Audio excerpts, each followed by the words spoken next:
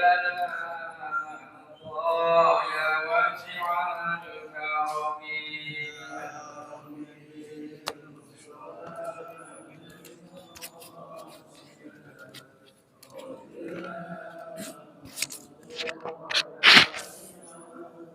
هو الحبيب الذي ترجى شفاعته لكل هول من الأهوال مقتحم يا المصطفى بلغ مقاصدنا واغفر لنا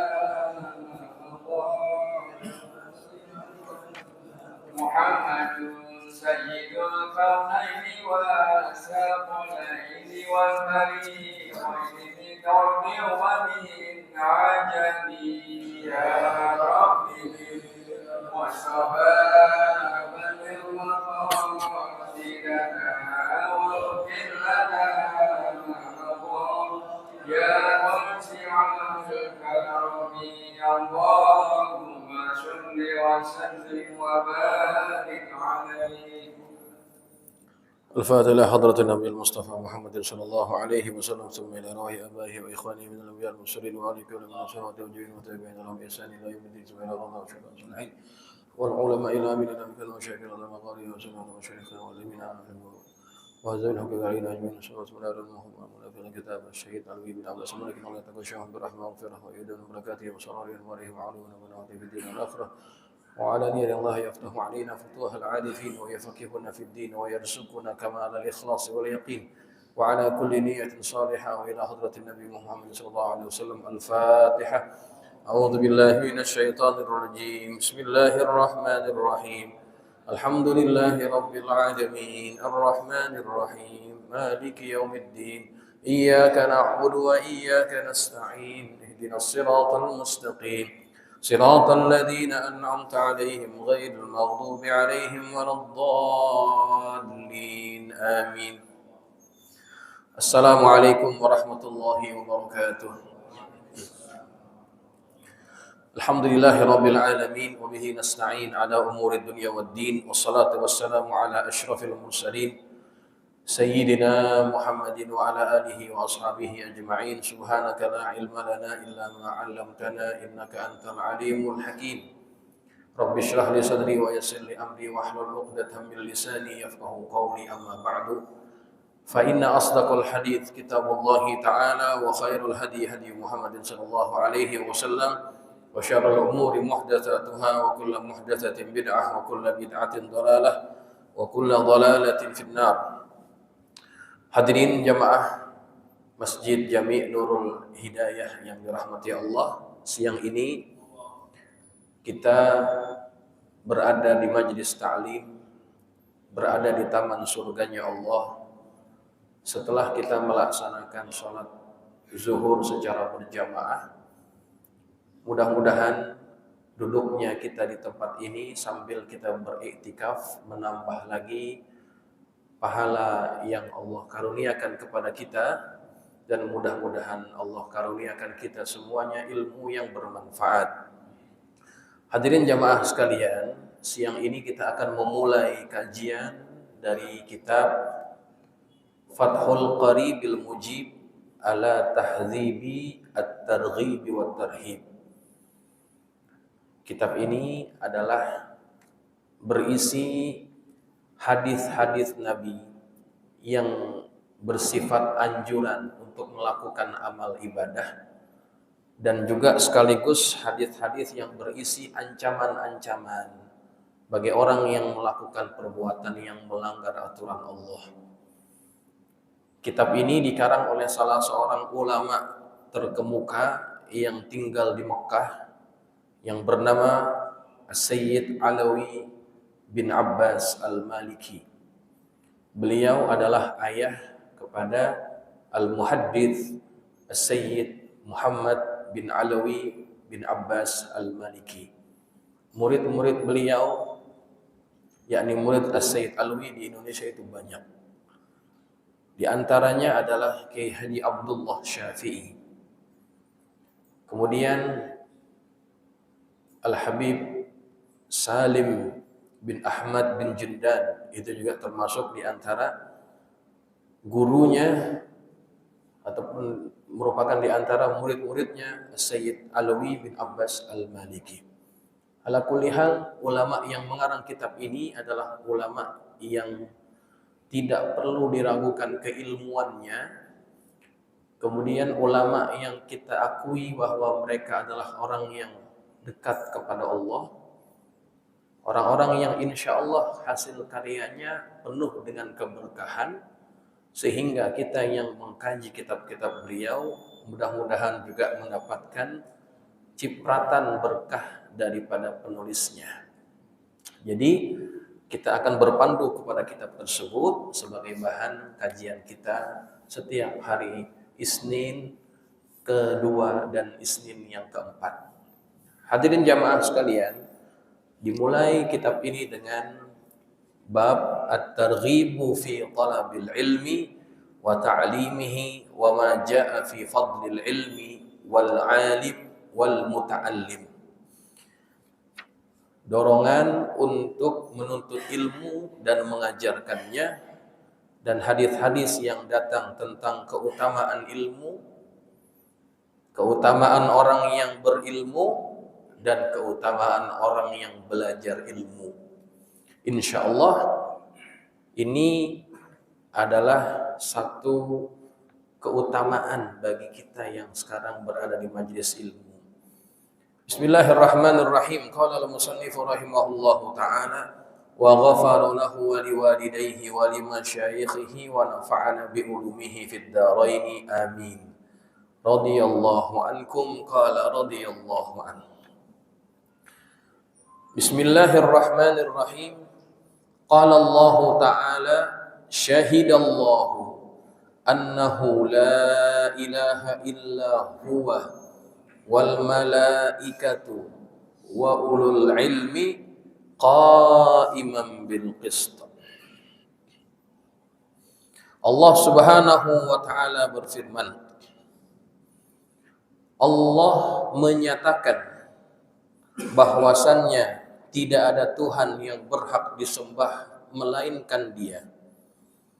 Demikian juga para malaikat dan orang-orang yang berilmu juga menyatakan bahwa Allah itu adalah Tuhan yang patut disembah, qa'iman bil qist, yang menegakkan keadilan.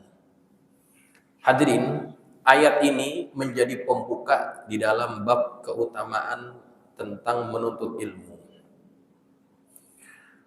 Di ayat ini adalah satu dalil tentang keutamaan para ulama. Allah menyandingkan persaksian dirinya, kemudian persaksian para malaikatnya, dan diiringi dengan persaksian para ulama bahwa Allah lah Tuhan yang esa, Tuhan yang patut disembah. Maknanya, ketika seseorang itu mempunyai ilmu, maka orang tersebut mempunyai modal utama untuk mentauhidkan Allah. Orang tidak akan pernah tahu siapa Tuhannya yang benar kecuali kalau dia mempunyai ilmu. Maka penyebutan wa ulul ilmi disejajarkan dengan para malaikat karena mereka-mereka yang punya ilmu adalah mereka-mereka yang tahu bagaimana mentauhidkan Allah Subhanahu wa ta'ala. Maka dari itu jamaah, ayat yang pertama kali Allah turunkan kepada Nabi bukan tentang suruhan untuk menyembah Allah, tetapi ayat yang pertama kali turun kepada Nabi adalah perintah untuk mencari ilmu.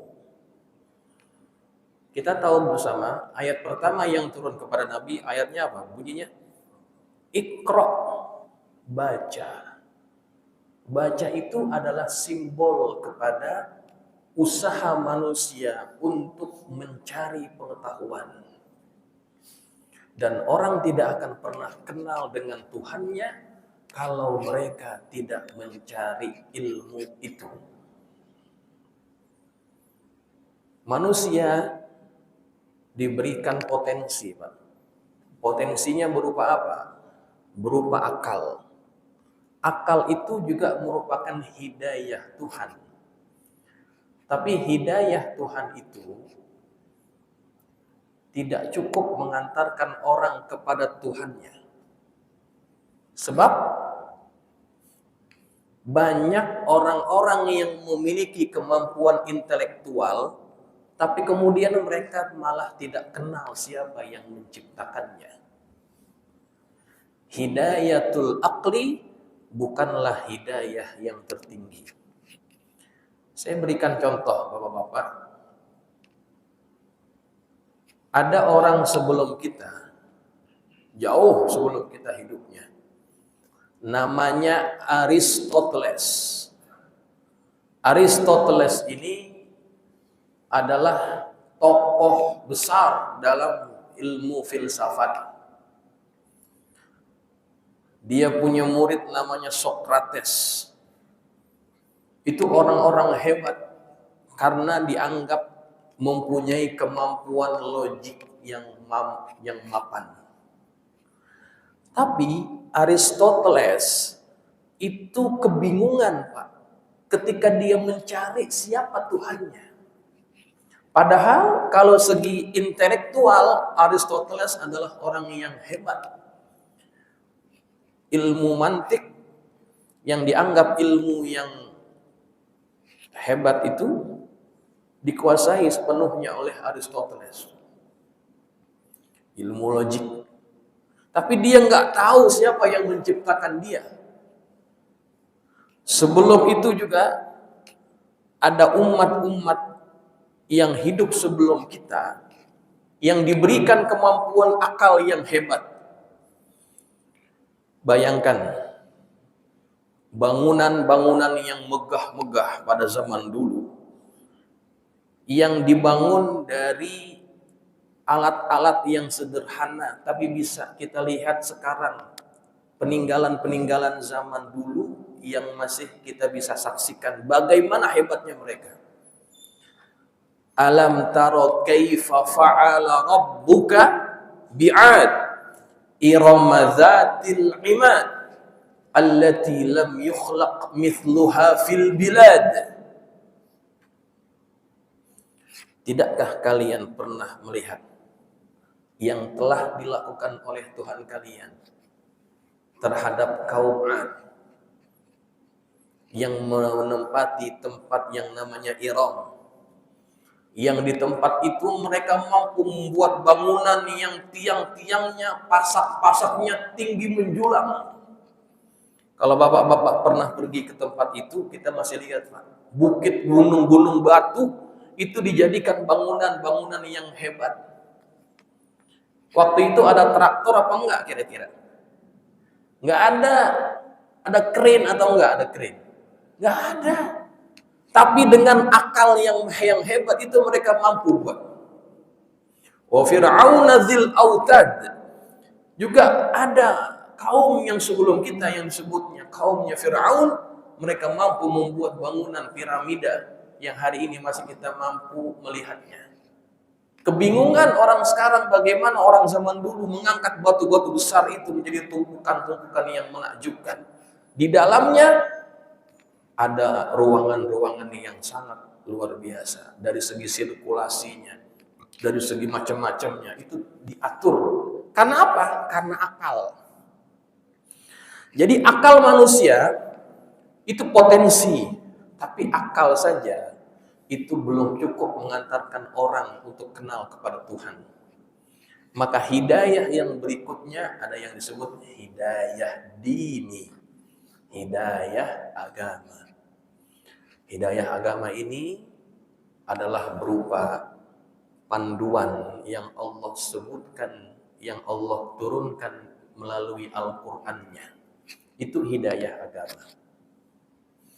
Dan ada Rasul yang mengajarkan isi kandungan daripada kitab sucinya. Itu namanya hidayah agama. Nah, hidayah agama ini tidak akan kita bisa peroleh kalau kita nggak nyari, Pak.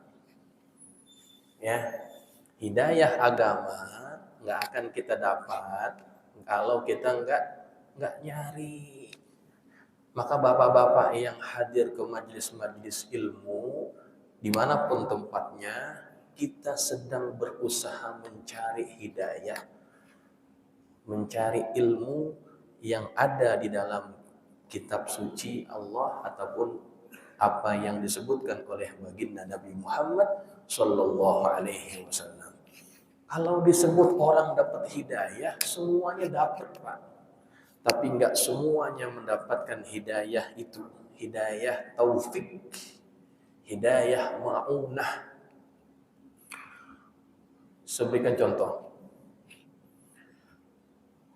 Tahun 2000-an ada seorang penyanyi dangdut dengan goyang yang khas. Saya nggak perlu sebut namanya, ya, tahu semua. Jadi penyanyi dangdut punya goyangan yang khas, yang erotis lah. Itu ditentang habis oleh para ulama termasuk para seniman, karena merusak norma-norma susila dan norma agama. Tapi pada waktu bulan Ramadan, ada wartawan yang nanya dia, Mbak kalau Ramadan manggung nggak? Kata tukang penyanyi dangdut ini, saya nggak terima job mas. Kenapa Pak? Saya menghormati bulan Ramadan, katanya. Jadi pada bulan Ramadan dia nggak manggung, dia nggak joget. Ngapain? Menghormati bulan Ramadan. Tapi setelah Ramadan dia manggung lagi. Artinya sebetulnya dia tahu perbuatan dia itu nggak baik, makanya dia nggak mau manggung pada bulan Ramadan karena takut mengotori kesucian bulan Ramadan. Tapi dia nggak mampu mengawal hawa nafsunya untuk tidak sama sekali manggung, tidak sama sekali joget di luar bulan Ramadan. Dia dapat hidayah. Hidayah apa? Hidayah agama. Dia muslim, dia tahu larangan, dia tahu perbuatan yang kurang bagus, tapi dia nggak dapat hidayah taufik, hidayah ma'unah, yang digunakan hidayah itu untuk mengikuti apa yang disebutkan Allah dalam Quran. Maka hidayah yang taufik ini adalah hidayah yang bisa mengantarkan kita kepada Allah. Itulah ilmu. Ilmu yang mengantarkan kita kepada Allah. Maka jamaah sekalian, orang yang mempunyai ilmu adalah orang yang akan kenal siapa Tuhannya. Maka beruntung kita kalau masih punya keinginan, masih punya semangat untuk ikut kajian. Ya. Hadirin jamaah sekalian, kemudian pada ayat yang selanjutnya Allah Subhanahu wa taala mengatakan, wa qala ta'ala yarfa'illahu alladhina amanu minkum walladhina utul ilma darajat. Allah mengangkat derajat orang-orang yang beriman di antara kalian, ay bit ta'ati lil awamir, karena ketaatan melaksanakan perintah, walladzina utul ilma darajat, dan Allah akan mengangkat derajat orang-orang yang diberikan ilmu lebih tinggi beberapa derajat dibandingkan orang yang hanya punya iman. Jadi orang yang punya iman, dengan imannya dia melakukan ketaatan kepada Allah, Allah akan angkat derajatnya. Tapi kalau dia punya ilmu juga, Allah akan angkat derajatnya lebih tinggi dibandingkan orang yang hanya punya iman. Hadirin, ini satu persaksian lagi dari Allah bagaimana keutamaan orang yang diberikan ilmu. Orang yang dapat ilmu. Orang yang dapat berarti dia pernah mencari, gitu. Karena nggak mungkin Allah akan kasih tanpa ada proses mencari. Hadirin, kalau kita perhatikan redaksi yang Allah sampaikan dalam ayat ini, walladzina utul ilma darajat. Darajat di sini menggunakan isim jamak. Isim jamak ya dalam tata bahasa Arab adalah kata benda yang menunjukkan jumlah 3 dan ke atas. Itu namanya jamak. Kalau dia tunggal ya, singular, dia disebut mufrad. Kalau 2 namanya musanna. Kalau 3 dan ke atas, 3 atau lebih, itu namanya jamak. Ya. Bentuk tunggal, bentuk mufrad daripada darajat adalah darajatun. 1. Kalau 2, darajatani. Kalau banyak, darajatun, gitu ya. Nah, jadi jamaah, dari ilmu tata bahasa ini kita setidaknya bisa menilai bahwa darajat atau tingkatan yang membedakan antara orang yang beriman dengan orang yang punya ilmu minimal adalah 3 derajat. Minimal adalah 3. Alal haqiqah Allah yang tahu. Makna yang sebenarnya Allah yang tahu bagaimana. Tapi minimal 3 tingkatan ini akan membedakan orang yang berilmu dengan orang yang hanya punya iman. Kata Al-Imam Abdullah ibn Abbas, beliau menyatakan perbedaan antara 1 derajat dengan derajat yang ada di atasnya itu sejauh perjalanan 500 tahun. Bayangkan, jadi kalau minimal 3, artinya perbedaan antara orang yang berilmu dengan orang yang hanya punya iman minimal sejauh perjalanan 1500 tahun. Bayangkan itu, betapa bedanya kualitas dan tingkatan orang yang berilmu. Makanya ilmu itu diletakkan dalam bab pertama dalam kitab ini, ya. Dan kalau kita lihat kitab yang dikarang oleh Al-Imam Ibnul Jauzi, yang nama kitab itu adalah Talbisu Iblis, Belitan Iblis. Di situ diungkapkan oleh pengarang kitab bagaimana iblis dan keturunan-keturunannya, konco-konconya berusaha menyelewengkan anak cucunya Adam. Dan Anda tahu, bab pertama dalam kitab itu bab tentang apa? Bab tentang ilmu. Jadi dimulai dengan bab ilmu. Kenapa? Karena menurut Imam Ibnul Jauzi, ilmulah yang akan menjadi sasaran utama agar anak cucu Adam tidak mendapatkannya. Kenapa memang? Karena orang kalau punya ilmu, ibarat dia berjalan, tapi dia membawa pelita. Ada lampunya. Kalau tempat yang dia lalui gelap, lampu itu akan menjadi penerang. Kalau di depan ada lubang, dia tahu. Kalau di depan ada binatang berbahaya, dia tahu. Karena apa? Karena dia punya pelita. Tapi kalau orang itu nggak punya ilmu dan nggak mau belajar ilmu, maka dia diibaratkan orang yang berjalan dalam kegelapan dan dia tidak punya pelita. Maka akan gampang sekali orang ini ditarik-tarik oleh iblis dan konco-konconya. Dibawa ke kanan dia ngikut, dibawa ke kiri dia ngikut, di depan ada lubang dia nggak tahu. Begitu. Makanya ilmu itu menjadi sasaran utama iblis untuk membuat anak Adam jauh daripada agamanya. Maka dari itu, majelis ilmu itu jarang sekali kita lihat majelisnya penuh, Pak. Betul nggak? Tapi kalau majelisnya majelis konser musik, waduh, pakai bayarnya jutaan lagi. Konsernya hari kerja. Sanggup itu orang ngambil cuti buat apa?